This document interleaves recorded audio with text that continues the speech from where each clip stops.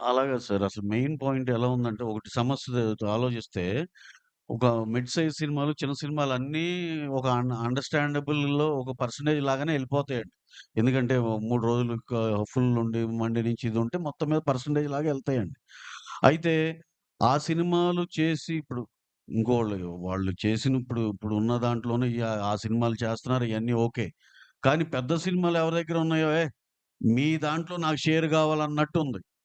ఏంటంటే వాళ్ళ దాంట్లో పర్సెంటేజ్‌లకెళ్ళిపోతుంది. అదోకే. పెద్ద సినిమాలో నాకు షేర్ గావాలి అన్నట్టుంది. ఇదెక్కడ అన్యాయం?